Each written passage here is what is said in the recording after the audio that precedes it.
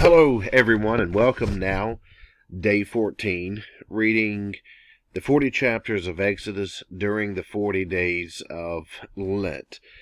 I think today's video will be a little bit shorter.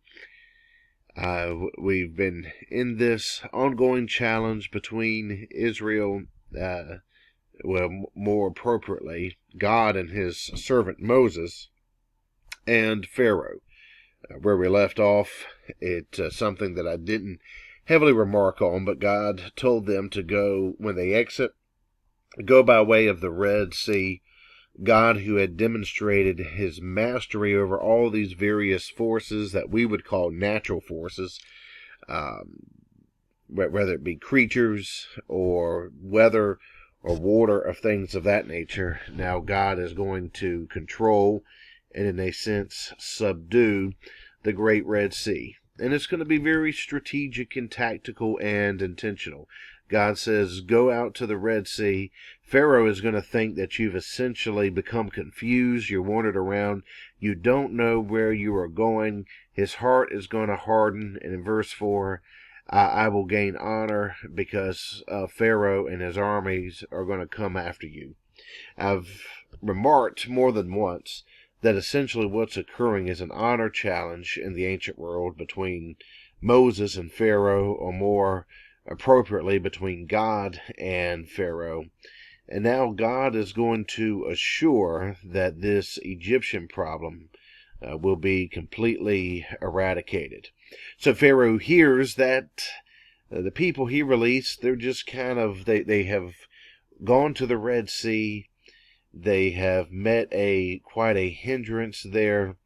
They appear to be confused. They're vulnerable. And so Pharaoh, being who Pharaoh is going to go and try to take advantage of this vulnerability. He's going to send his army out there, and his heart is growing harder. The more his heart grows, the less this man it seems and appears to be thinking. And so here are the Israelites backed up on the Red Sea. Here comes Pharaoh's army. The people are terrified. And, they start crying out to Moses, did you carry us out here to die because there's no graves in Egypt? You carried us to the desert to die. In the world of antiquity, it was certainly an omen to be buried out in the desert, the wilderness, compared to being buried in near proximity to the community. The Hebrews say, verse 12, this is why we told you to leave us alone. We'd rather live and die in Egypt, working for Pharaoh, than dying out in the desert. But Moses is going to respond, trying to encourage the people that God will fight for them. And once more, God is going to speak out to Moses, telling him that he's going to raise his staff, the waters are going to part, and that the Hebrews were going to walk on dry land. And so it happens, and Pharaoh and his armies seek to go in after the Hebrews. The mouths of the waters close, swallow up the Egyptian army, and here this great empire reaches a state of collapse. Pharaoh's army is annihilated. His own selfishness, his own seeking economic progress and exploitation, his own lies that was told, or his ever-changing intentions.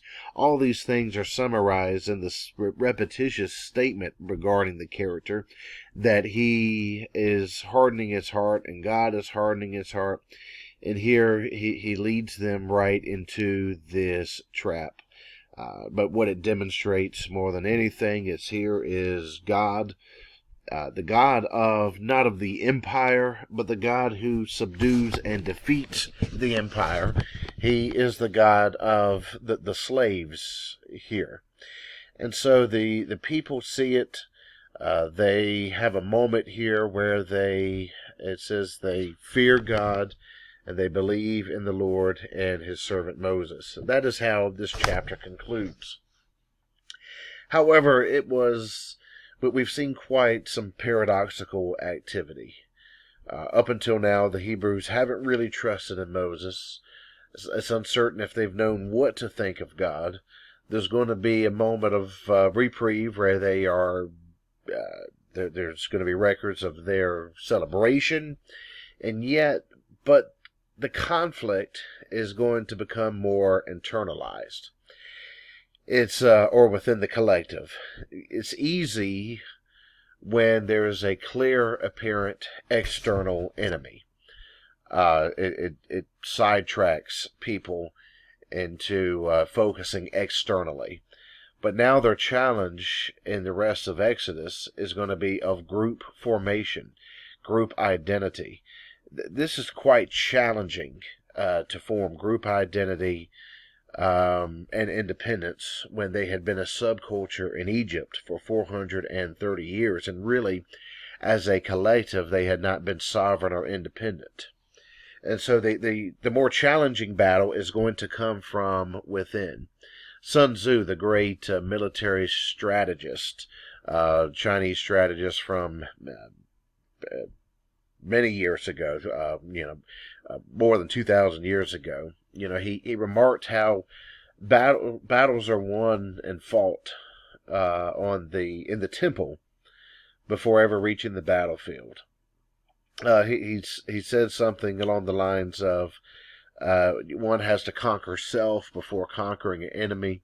It's the internal struggles and issues that are much more compelling, that are much more challenging. And now the Hebrews are going to have to deal with self. And the rest of this book is a record of that. It's going to be more strange paradoxes that occur. But once again, nothing can be easy, because this is a testament, above all, is a theological document attesting that here, in spite of the challenges that Pharaoh and his empire might bring, God's really in charge of this thing. And even despite what challenges God's covenant people are going to bring, yet he's still going to be in charge, and he's still going to navigate through his people, as awkward as that will sometimes be. All right, I'll call this video short. Thank you for staying with me as we're now in some of the tedious and struggling portions. It's easy to get started with this commitment, but as we haven't even reached the halfway point yet in Exodus, it can be challenging to maintain consistency. And so thank you for all of you that are joining with me on this, and I will see you again tomorrow.